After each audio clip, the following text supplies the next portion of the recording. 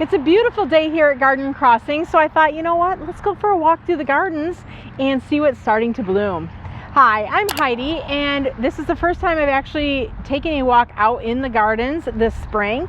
I've noticed a little bit of color as I've been driving past, so I wanted to get in closer and take a closer look at what's blooming. So let's go ahead and take a walk through the Proven Winners Signature Gardens here at Garden Crossing. It's quite a bit early for us to be planting anything out in the gardens yet, so we have not really been out doing any planting, but we have done a little garden maintenance and clean up. The gardeners have been here and they've wed things out, trimmed things back, so the gardens are prepped and ready for when we are starting to plant. The first thing I come across though is this beautiful ornamental cherry. This is Prunus zuzu. Before you get all excited, this actually is a variety that has been discontinued, but I wanted to show you it because I think it is so pretty with these little white dainty flowers. Things that we do have blooming that are available are creeping phlox. Look at that beautiful mass of color. They're just starting to bloom. This is the Phlox Spring Bling Pink Sparkles. Really large flowers, and I love how there's kind of a bicolor look going on with the various ages and stages of the blooms. I'm going to go ahead and just quickly walk past all the gardens so you can see their current state, so you'll have something to compare them to as we show you this summer and later on this spring when things are all starting to bloom. So you can see some things are just starting to wake up, not a ton of color yet. But it is nice. We poke a few bulbs in here and there just to give us a little bit of color. Here's something that's starting to show us its first flower. It is the Polemonium Heaven Scent. And this plant, when this starts filling out with even more flowers, it smells so yummy. Kind of like grapes, I guess. If you think of a smell and you think of grapes, that's what smell comes to mind. So it's got beautiful kind of olive green foliage, a little bit of a burgundy hue to it, and I love the texture here of this plant, also known as a Jacob's Ladder. The hydrangeas are starting to leaf out, so we'll see. This is Invincible Wee White, which is a very reliable bloomer here in Michigan. It blooms off of the new growth, so we don't need to worry about any issues from cold winters. Continuing along, we've got a Spirea candy corn starting to show a little bit of color in its new growth. And I think we're going to head over to another part of the garden and show you even a better specimen of this plant.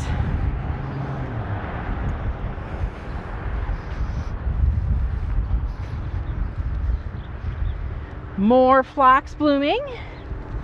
Beautiful magenta pink just starting. It's always so encouraging when you see those first flowers of the season.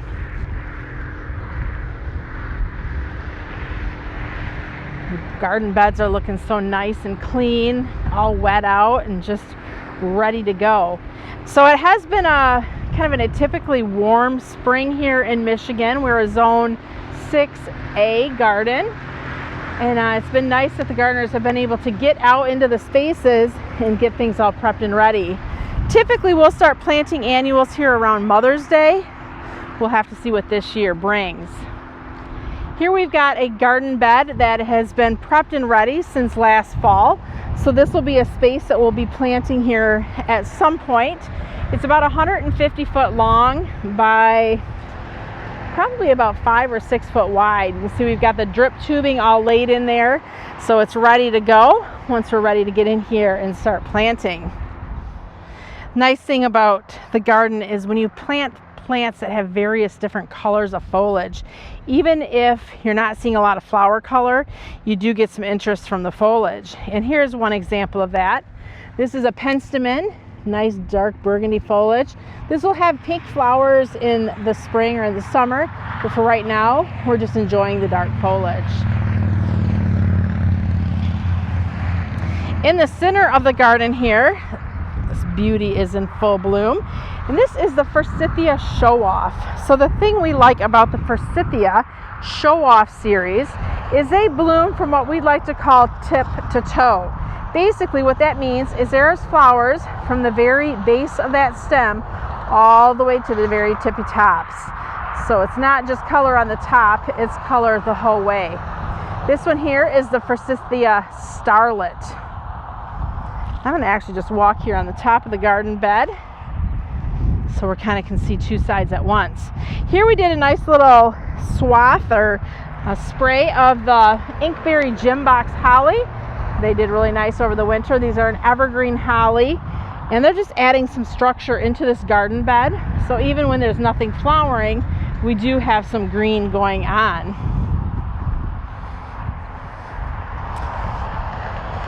We'll check those phlox off in just a minute.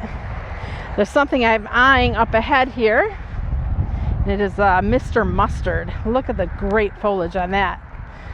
Super interesting texture there on the foliage. New growth, kind of that yellow and orange going on. Mr. Mustard is a spirea, and it does get some flowers on it also in the summer, so it's got kind of multi-seasons of interest. But this new growth is just beautiful. Gets 2 to 3 foot tall and 3 to 4 foot wide. And it's hardy in zones 2 to 7, so a very hardy shrub for the landscape. Some more evergreens in this garden, just to give this garden bed some structure. We've got the sprinter boxwood, and you can see here we did kind of a little swoop of those as well. Corabelles are another perennial that give that consistent color. Here we've got this is wildberry.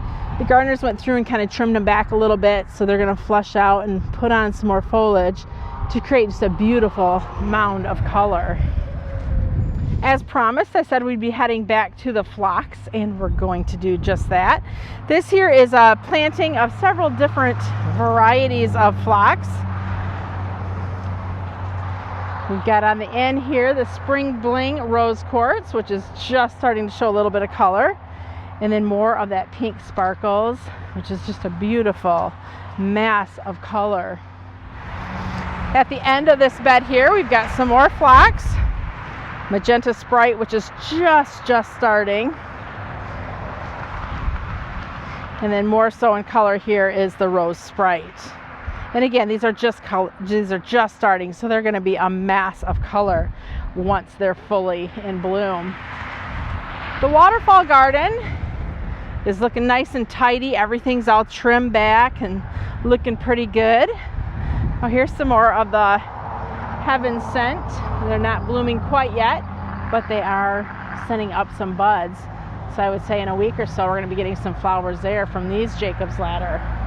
We have these paired next to spirea, with that beautiful yellow foliage. It looks nice with that dark foliage there of that Heaven Scent. Some more spirea just starting to put on their new growth. That new growth is always so pretty in the spring.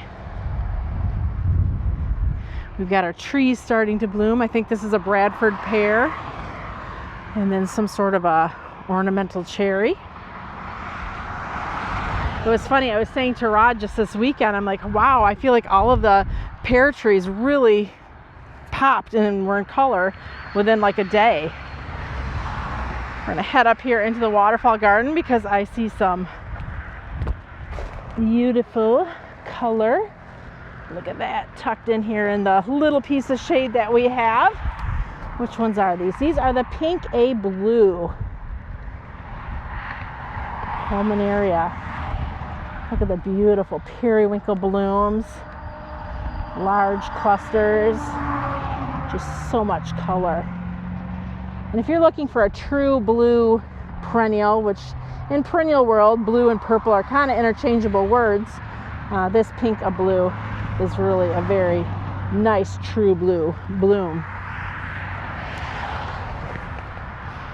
Other things blooming up here, we've got some daffodils tucked in here and there, a few tulips.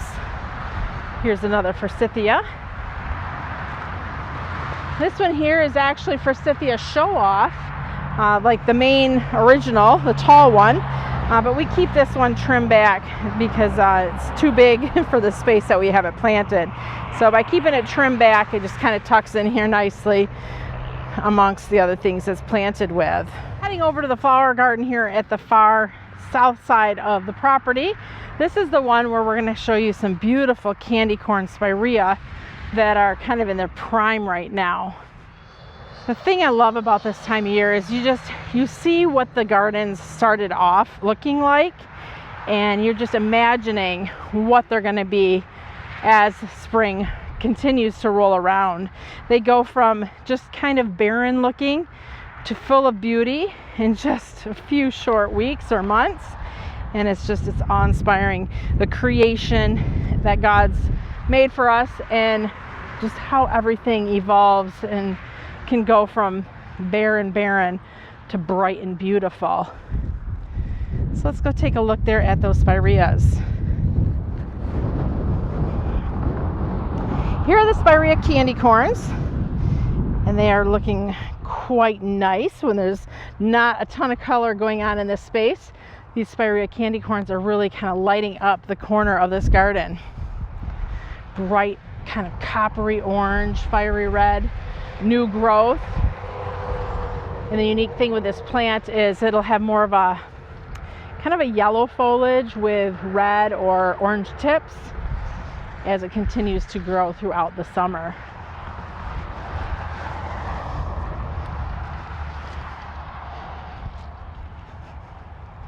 This too kind of shows you the bones of the garden before all the annuals get planted. So you can see all the space where you're not seeing any plants right now. That is all spaces and places for our annuals. So you can tell we do cover a lot of ground with the annual plants. On the end here, these are the Arctic Fire Red and Arctic Fire Yellow Dogwood, and these are planted primarily just for winter interest. The shrubs themselves I don't really love, but I do love the red and yellow twigs that they provide for us for the winter cut containers that I do. So we trim these back to about 24 inches or so, and they're going to continue to get probably 3-4 foot by the end of the season. And I like to keep these cut back because when you keep them cut back, they're producing and growing new growth. And that new growth is where you're going to get the brightest, reddest, or brightest yellow twigs. If you continue to let your dogwoods grow year after year and not do any trimming on them, they're going to become brown and lose the vibrancy that they have if you do trim them every couple years. The North Pole Arborvitaes that we planted here along the parking lot were kind of a test. So we know we have deer in the area, although we've never actually seen deer on the property. We know that it's out in those cornfields across the street. So we wanted these Arborvitae here to create just a nice backdrop, kind of block out that pump house there. But I didn't know exactly how they would do, thinking, you know, would these become deer food in the middle of the winter? So far, so good. We don't notice any deer browsing on any of these plants. So it's looking promising that this is going to create a very natural border or fence line for us, between us and the city's property behind it there. In front of all these Arborvitaes, we planted various hydrangeas.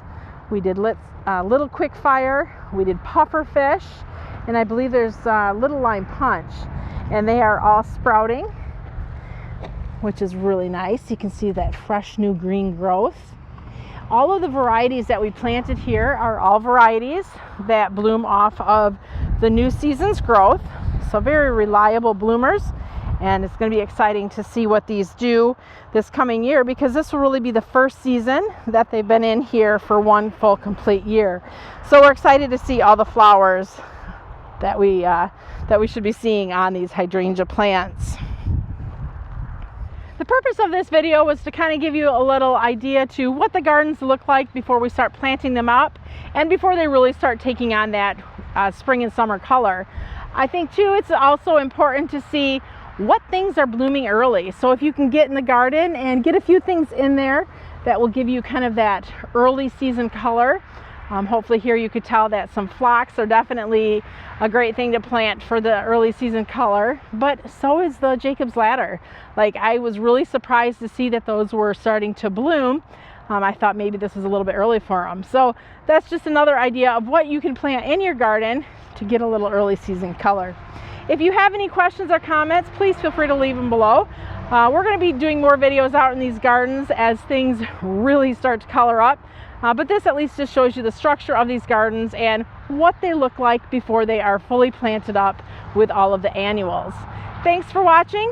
I'm Heidi from Garden Crossings.